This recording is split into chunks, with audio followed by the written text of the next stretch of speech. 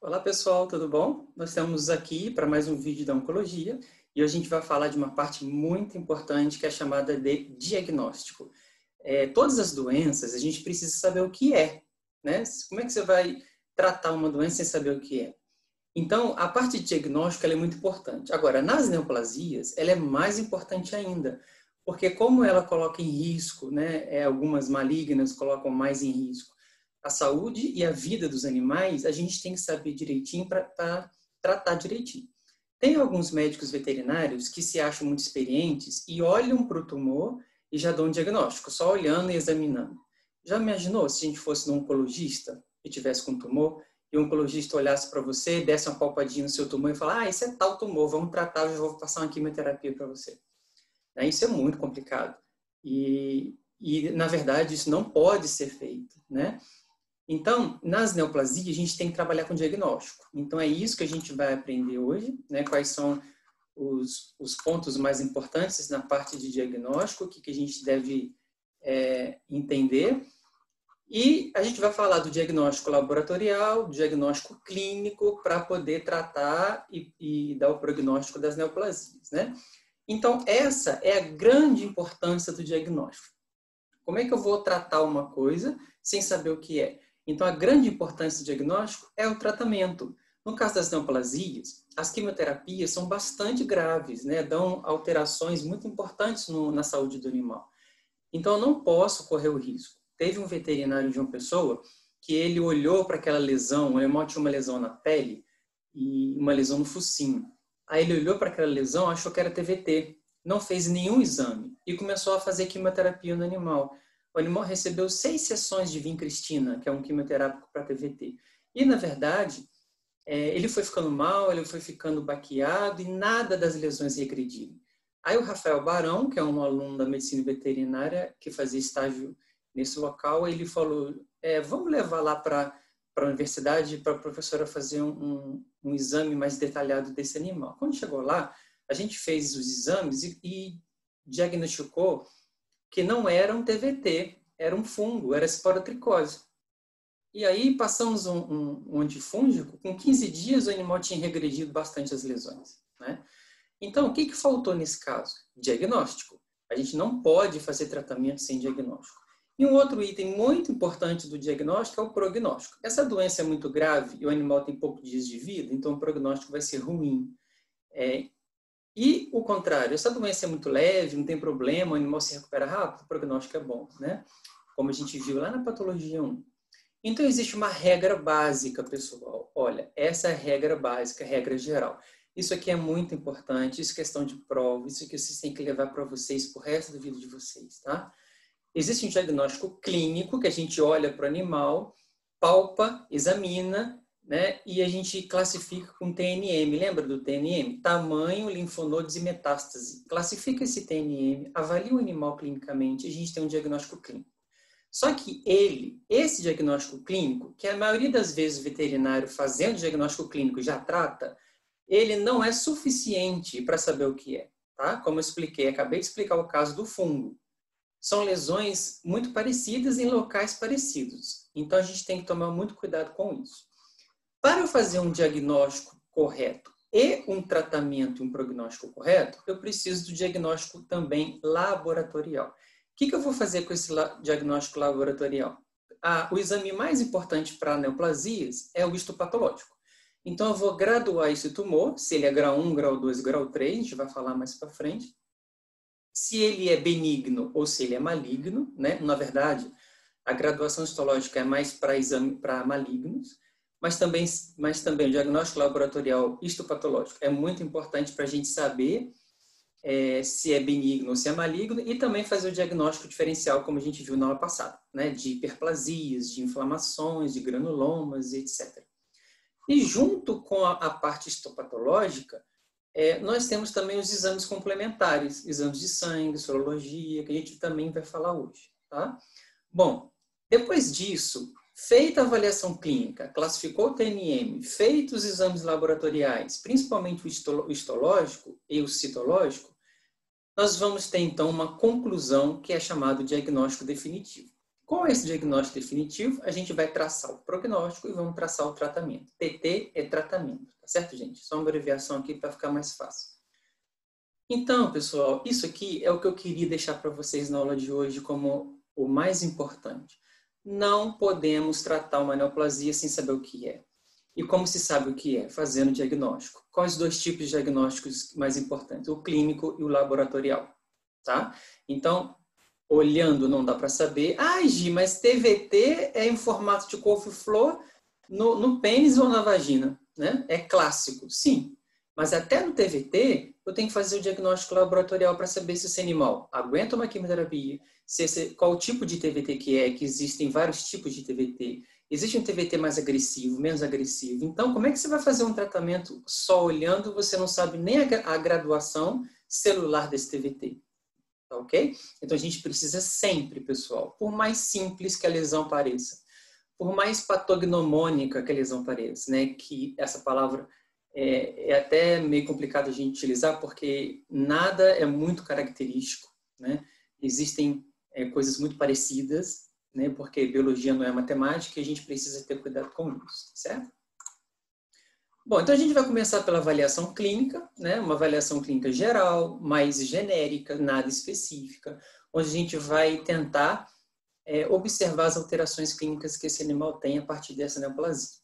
O que é mais difícil na avaliação clínica? É porque quando o tutor observa que o animal tem um câncer, quando ele observa que o animal tem um problema, já é tarde, o tumor já está visível, principalmente os de pele que a gente consegue ver e o tutor consegue palpar que existe um nódulozinho naquela pele, principalmente os tutores que são mais cuidadosos, né? Agora, as neoplasias internas, um tumor de fígado, um tumor de rim, um tumor de intestino. Quando você vai ver, o animal já tem sintoma clínico. E quando ele tem sintoma clínico, é porque a doença já está avançada. Então, mais difícil, na veterinária principalmente, mas isso acontece nos seres humanos, né?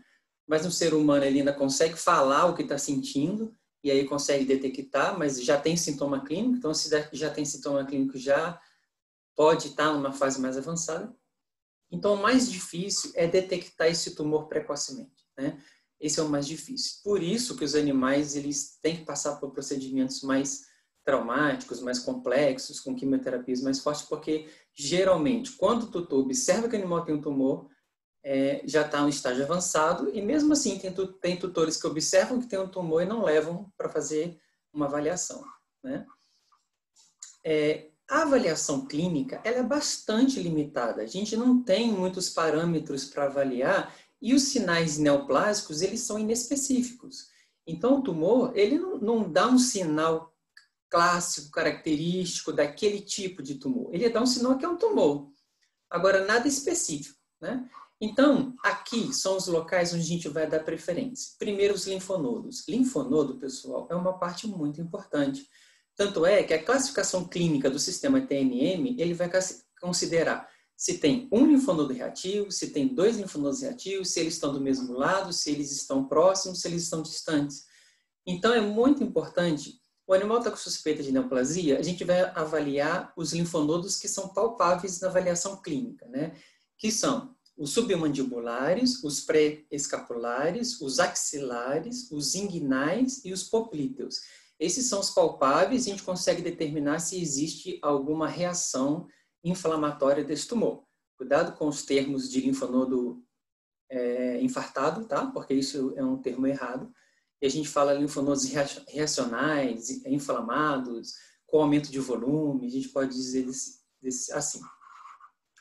A pele, né? Então, a maioria das neoplasias, nosso próximo assunto são neoplasias de pele, que a gente vai entrar especificamente nas neoplasias, né? Vamos fazer uma palpação do abdômen, que também é muito relativo, né? Tem animais que sentem dores abdominais. A minha cadelinha, por exemplo, eu tinha uma poodlezinha, já faleceu, de neoplasia, um carcinoma também, mas se você apertasse a barriguinha dela, ela gritava. E ela não tinha nada, né? Ela é fresca mesmo. Então, esse é muito subjetivo, porém, é muito importante a gente palpar o abdômen para avaliar se tem a presença de alguma massa. Tá? Ah, Gi, eu não sei ver se tem massas. Você sai palpando barriga de animal normal. Isso é muito importante, viu, gente? é muito importante que vocês comecem a avaliar animais normais. Por quê? Quando você pegar um animal alterado, você pode não saber o que é, mas você sabe que não está normal e isso já é um grande passo. Tá? O tamanho, então você vai medir, se for na pele, se for visível, se for na boca, a gente vai usar o paquímetro para medir esse tumor, para saber, porque na tabela TNM tem o tamanho do tumor que você precisa colocar, né? E como eu disse, os sinais clínicos eles são inespecíficos, né? É comum a várias doenças. Na anamnese, como você vai perguntar para o tutor, né, como é que ele está, a gente vai fazer também perguntas genéricas. Esse animal está urinando? Esse animal está defecando? Ele tem tosse? Porque é muito importante, porque as neoplasias metastáticas afetam o pulmão, né? Então o animal tosse bastante. Esse animal entra no cio irregularmente, já teve, se não teve. O que esse animal come? Qual o comportamento dele? Ele é agressivo? Ele é dominante? Ele é submisso? Houve alguma mudança nesse comportamento que ele sempre teve? Ele está pedindo mais colo? Ele está mais quietinho no canto? O que isso indica pode ser dor, né? E principalmente o emagrecimento. A gente vai ver na avaliação clínica que existe a avaliação do score corporal, né?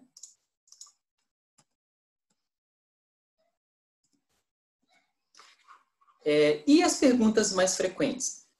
Quando é que começou isso? Essa pergunta é a mais frequente de todas, né? Aí, a gente tem que ter um cuidado, um pouquinho de cuidado nessa pergunta, porque os tutores mentem muito por vergonha mesmo, né? Às vezes tem um tumor gigantesco, aí ele fala, começou semana passada. Aí você fala, caramba!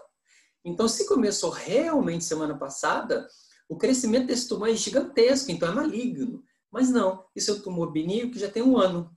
E a tutora está com vergonha de falar, porque tem 1 ano que o bicho está com esse tumor e ele não faz nada. Certo? Então a gente tem que tomar cuidado com essa perguntinha. A gente sempre pergunta, mas sempre com uma pulguinha atrás da orelha, avaliando direitinho se a resposta dela é compatível com a clínica. Esse animal recebeu algum tratamento? Por exemplo, recebeu alguma injeção de alguma droga? Por exemplo, as neoplasias mamárias, a gente vai estudar, né? Elas são induzidas por aplicação de hormônios. Então, é muito importante saber se esse animal que tem neoplasia mamária tomou anticoncepcionais, fez algum tipo de uso de alguma droga e fez algum tipo de tratamento. Ou se já fez outros tratamentos em outras clínicas, como, por exemplo, retirada, quimioterapia, e agora voltou. Então, a gente precisa saber também se aconteceu isso, né? Aí a gente passa para o exame físico. No exame físico, a gente vai analisar os sinais vitais, como temperatura, batimentos cardíacos, frequência respiratória, né? E avaliar o score corporal. Como eu tinha dito, o emagrecimento ele é muito comum nas neoplasias. A gente também vai ter uma aula disso, que são síndromes paraneoplásicas, né? Então, essas síndromes paraneoplásicas, elas fazem com que o animal emagreça, e aí tem todo o mecanismo para isso que a gente vai ver futuramente.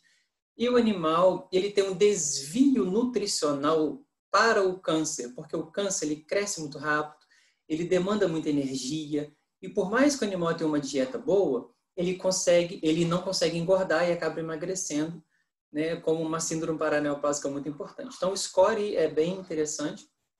Às vezes, o animal tem score bom, mas ele era bem gordinho e está emagrecendo progressivamente. Então, a gente tem que perguntar se houve perda de peso. Pesar o animal, que a gente sempre faz de praxe, né, para acompanhar se ele está emagrecendo ou não. O comportamento desse animal, né, se mudou alguma coisa, como eu já disse, a postura dele, se ele está em estação, se ele está consciente, porque existem alterações que afetam a postura, que são neoplasias do sistema locomotor, neoplasias do sistema nervoso, né, que alteram a postura.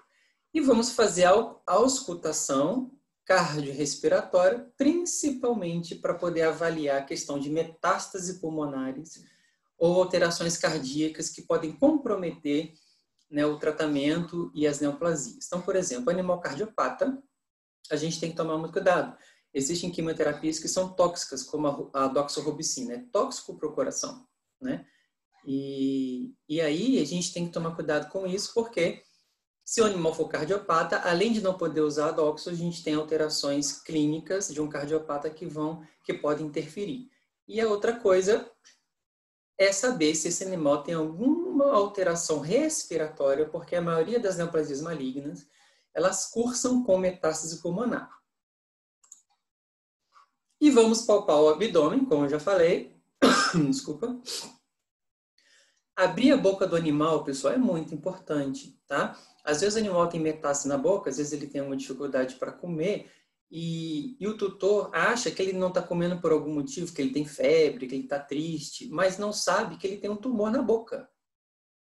E ele não está comendo por causa desse tumor, né? Então a boca ela vai dizer para a gente muitas informações, como por exemplo o estado de saúde dos dentes, né? Se ele tem periodontite avançada ou não, porque isso é muito importante também para a saúde.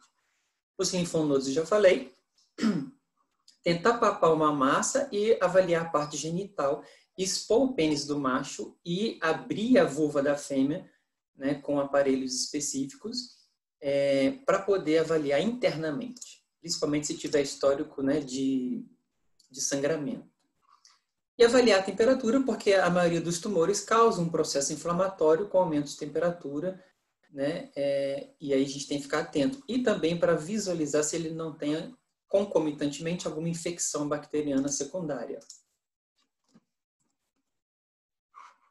Bom, e com relação ao laboratório? Bom, com relação ao laboratório, a gente sabe que o citopatológico, o histopatológico e a imunistoquímica, eles são o exame de ouro, né? A gente chama de padrão ouro. Por quê? Porque são os mais importantes, porque eles vão definir o tipo de neoplasia, se é benigna, se é maligna, e o grau de diferenciação, se é muito agressivo, se é pouco agressivo, né? Porém, existe o que a gente chama de exames complementares. Os exames complementares, eles são muito importantes, principalmente por dois motivos. O primeiro motivo, para a gente saber a saúde geral do animal. E o segundo motivo, para a gente fazer quimioterapia nesse animal, a gente tem que saber o estado de saúde geral dele, né? Então, eles são hemograma, sorologia bioquímica, raio-x, ultrassom, eletro e eco e tomografia computadorizada. A gente vai falar de cada um deles, certo? Bom, no caso do hemograma, o hemograma a gente tem 3 séries para avaliar. A série vermelha, que vai indicar para a gente a possibilidade de anemias, né? A série branca, que vai avaliar os leucócitos, se tem aumento ou diminuição, e as plaquetas também, se tem aumento ou diminuição. Qual a importância disso? Primeiro, para saber se aquele tumor fez um desvio nutricional tão grande que levou o animal à anemia por causa do desvio nutricional. Então, se tiver anemia, a gente vai ter que entrar com suplementos, com ferro, ácido fólico, vitaminas do complexo B, etc. Então, isso é muito importante. Toda quimioterapia tem que preceder um hemograma. Você não pode fazer quimioterapia antes de fazer um hemograma, porque a maioria dos quimioterápicos inibe a produção de hemácias, levando a anemia, inibe a produção de leucócitos, levando a leucopenia, e inibe a produção de plaquetas, levando a trombocitopenia. Então, as quimioterapias, dependendo da dose do tipo, elas vão levar ao que a gente chama de pancitopenia, diminuição de todas as células. Então, o hemograma ele é muito importante, primeiro, para avaliar o estado nutricional, o estado geral do animal, e segundo, como pré-avaliação quimioterápica. Tá? Não se faz quimioterapia sem fazer hemograma antes, e isso é muito importante. E a sorologia é muito importante a gente fazer para doenças infecto-contagiosas que levam ao aumento do linfonodo. Existem várias, porém, a leishmania ela é a mais importante de todas. Leishmaniose, e areia é uma área endêmica de leishmaniose, né? A gente tem que tomar cuidado porque aumenta o linfonodo. E quando aumenta o linfonodo, a gente pensa logo que é linfoma. Aí a gente tem que tomar cuidado. A gente vai ter uma aula de linfoma, a gente vai falar melhor sobre isso. Porém, a maioria das doenças sistêmicas, elas podem cursar com o aumento de linfonodo. Exemplo, uma otite, né? O animal tem infecção no ouvido. O linfonodo submandibular, ele aumenta. E não é neoplasia. Então, a gente tem que ter e fazer sorologia para essas doenças para tentar fazer a diferenciação delas. No caso da bioquímica, a gente vai ver quais são os exames, mas assim, o mais importante é avaliar 2 órgãos, rim e fígado, né, para a gente ter a certeza que estão normais. E os exames de imagem. Os exames de imagem, a gente aqui na universidade não tem a tomografia, e ela é bem restrita, né? Acho que só tem em Recife e em Natal. E a gente não tem aqui na Paraíba, que eu saiba, né? Mas é um exame espetacular. O ultrassom e raio-x a gente tem no nosso hospital e a principal razão, né, é para procurar metástases, para procurar focos também primários não identificáveis na clínica. Um outro exame muito importante é o mielograma. A gente vai fazer uma punção medular para avaliar a função medular. Até rimou, né? Então, a gente faz uma punção de medula para avaliar a função dela, se ela está, né, normal ou não. O que acontece? Às vezes, no hemograma, quando a gente vai fazer um hemograma simples, a gente observa células progenitoras que não eram para estar no sangue. Então, essas células progenitoras, elas devem estar dentro da medula óssea. Quem são elas? Todos os blastos, e aí uma infinidade de células, né? Aqui eu coloquei 2 exemplos, os mieloblastos e os linfoblastos. São células tronco, células progenitoras que vão gerar outras células, chamadas também de células-mãe. E elas ficam dentro da medula óssea. Então, se eu quero saber como elas estão, um outro exemplo são os megacariócitos que produzem as plaquetas. Então, se eu quero saber como está o mieloblasto, como está o linfoblasto, como está o megacariócito, se eles estão mutantes ou não, isso é muito clássico no caso de leucemias, eu vou fazer uma punção da medula e vou avaliar essas células progenitoras para ver como estão. No caso de leucemia, elas vão estar alteradas, elas vão estar com a sua forma, né, diferenciada. A gente vai ter uma aula de citologia, vocês vão ver que existem várias classificações citológicas para a gente dizer que aquela célula está mutante ou não. Então, no caso de algumas leucemias, essas células que eram para estar dentro da medula óssea, ela passa para o sangue. E quando ela passa para o sangue, ela aparece no hemograma, que não era para aparecer. No hemograma, a gente só vai observar células maduras, né? Porque essas células aqui são células progenitoras, produzem células maduras, essas células maduras produzidas vão para o sangue e aí tudo bem. Então, no caso da leucemia, eu vou ter essas 2 alterações. Quando eu fizer a punção de medula, eu vou ver essas células aqui alteradas e também, em alguns casos, essas células podem sair de dentro da medula óssea e ir direto para o sangue e serem detectadas no hemograma. Tá? Então, aqui só um exemplo para vocês lembrarem, né? Aqui, o osso, a medula óssea, que é a parte interna do osso. Aqui eu tenho uma célula tronco totipotente, que a gente fala, né? Que é uma célula que pode se diferenciar em qualquer outras. E isso é a grande base do tratamento de células tronco, porque a gente pega uma célula progenitora totipotente e transforma ela em outro tipo de célula e faz o tratamento, né, de tecidos, porque ela pode se diferenciar e se transformar em qualquer tipo de célula. Células totipotentes chamadas de célula-tronco hematopoéticas. Outro tipo de células são as pluripotentes. Elas não têm a mesma capacidade das totipotentes, mas elas têm uma capacidade alta também, porque elas se diferenciam em vários tipos de células. Aqui, nesse esqueminha resumido, tá? Eu coloquei 2 células pluripotentes para vocês relembrarem. A célula mãe mieloide, que vai originar hemácia, monócito, neutrófilo, basófilo, eosinófilo e plaquetas, e a célula mãe, chamada da linhagem linfóide, que vai originar os linfócitos T e B. Ok? Então, no caso da leucemia, ela pode afetar essa célula pluripotente ou essa célula pluripotente. A gente vai falar de leucemia mieloide ou leucemia linfóide, de acordo com a célula que ela foi afetada. Certo? Aqui eu especifiquei um pouco mais, né, das células que são produtoras dos granulócitos, né, que é o mieloblasto, as células produtoras de eritrócito, que é o pró-eritroblasto. Vocês veem que sempre termina com a palavra blasto. Então, se eu estou falando de célula jovem, célula progenitora, ela vai terminar com a palavra blasto. O linfoblasto, que vai originar os linfócitos, né? Os monoblastos, que vão originar os monócitos, e os megacariobblastos, que vão originar o megacariócito, que vão produzir as plaquetas. Então, aqui nós temos esse grupo de blastos, todos esses blastos são células progenitoras que estão presentes dentro da medula óssea, e se esses blastos aparecerem no sangue, indica uma alteração medular, né? E a gente tem que investigar o que é. Okay? Então, aqui uma fotinha para vocês. Ó, aqui é o neutrófilo. O neutrófilo, a gente sabe que ele é neutrófilo porque ele tem um núcleo dividido, geralmente em 3 ou até em 4. Então, o núcleo dividido é um neutrófilo. Esse núcleo dividido significa dizer que é uma célula madura. Aqui é um núcleo não dividido. É um núcleo em forma de bastão. Por isso ele recebe o nome de bastonete. Essa célula aqui é uma célula jovem. Ela não está ainda madura. Ela pode até aparecer no sangue, mas nos casos de infecção bacteriana aguda, por exemplo, ela aparece. Só que o que é normal? É normal essa célula jovem aparecer dentro da medula. Aqui o mieloblasto, como eu disse para vocês, voltando aqui um pouquinho, ó, mieloblasto, o que ele tem? O núcleo redondo, não dividido. Por quê? Porque ele é uma célula jovem. E assim eu vou ter, né, as células mães, que é caracterizado pelo tamanho, então você percebe que ele é muito maior do que a célula madura, e o núcleo dela inteiro, não dividido, no caso dos neutrófilos. Então aqui é uma foto das 3 células que eu mostrei para vocês. A célula mãe, que era para estar na medula, apareceu no sangue.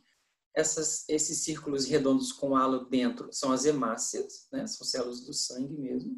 Então ela apareceu no sangue, uma célula mãe mutante. Olha, compara uma com a outra, elas não são iguais, né? O núcleo diferente, aqui eu tenho umas áreas mais claras. E os núcleos começando um formato de caroço de feijão, né? Ou de fava. Aqui o bastonete, que é o núcleo já está em forma de bastão. E aqui o núcleo já dividido. Ó. Aqui um bastonete, aqui um mieloblasto. Então eu vou ter presença de células mães, células progenitoras no sangue. Opa, isso é errado. A única célula que pode aparecer no sangue é essa aqui, e mesmo assim, quando eu tenho desvio para a esquerda, né, quem já fez patologia clínica sabe o que é, quando eu tenho uma infecção bacteriana forte e aguda, eles podem aparecer. Mas são células jovens e imaturas. As outras, não. Tá? Se ela aparecer no sangue, então tem que investigar, e aí eu faço uma punção de medula para poder ver. No caso da bioquímica, a gente vai avaliar basicamente rim e fígado. No caso do fígado, ALT, AST, GGT, fosfatase alcalina, bilirrubinas, proteínas. Essas são as principais enzimas que nós vamos, e proteína também, bilirrubina, que a gente vai dosar no sangue. Se elas estiverem aumentadas no seu número, a gente vai dizer que o animal tem alguma lesão hepática. E aí, dependendo, eu não vou entrar em detalhes aqui, mas dependendo de qual enzima tiver aumentada, a gente vai ter, então, classificado a lesão, se é muito grave, se é pouco grave, GGT já é mais grave, a fosfatase alcalina já indica para a gente ductos biliares e assim vai. No caso do rim, ureia e creatinina e avaliação da urina, né? E a gente pode pedir também CK e fosfatase também, que estão presentes no músculo e no osso, para avaliar nos casos de neoplasias ósseas e musculares.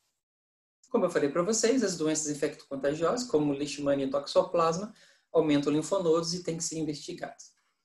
No caso de exames de imagem, a gente vai usar principalmente esses dois, que são de comum, são da rotina, a gente tem acesso facilmente, né? Para procurar metástase e avaliar se tem efusão torácica ou efusão abdominal. É muito comum também avaliar neoplasias ósseas, então o tumor de osso no raio-x ele aparece com uma imagem bem clássica, que a gente vai ter aula disso também. As imagens de raio-x contrastadas, principalmente para o sistema digestório, e a endoscopia, que não é um exame de raio-x nem ultrassom, mas é um exame de imagem que também é muito feita para poder realizar coletas, né, de biópsia dentro do aparelho digestório. E vamos avaliar tórax e abdômen, tá? Então aqui é um raio-x de animal normal, onde a gente vê a radiolucência do pulmão e o coração aqui no meio, e aqui uma neoplasia metastática com o pulmão inteiramente tomado, muito grave, aqui não tem o que fazer, né? Não tem químio que resolva, e então a gente consegue avaliar no raio-x essa metástase. Aqui também, aqui embaixo a foto normal, aqui em cima os focos de metástase que parecem radiopacos, né, bem radiopacos, espalhados no pulmão inteiro. Então a gente, só o lobo cranial aqui que está mais clarinho, né? Então a gente faz o diagnóstico, né, de metástases através do raio-x. Aqui o contrastado, principalmente para dois sistemas, sistema urinário e sistema digestório, muito importante o contrastado, porque além de avaliar o fluxo sanguíneo, além de avaliar o fluxo digestivo e o fluxo urinário, eles também avaliam a presença de massas, né, nesses locais. A tomografia computadorizada, a gente vai parar por aqui, né, porque senão o vídeo fica muito longo, e no próximo a gente continua com a tomografia. Até lá!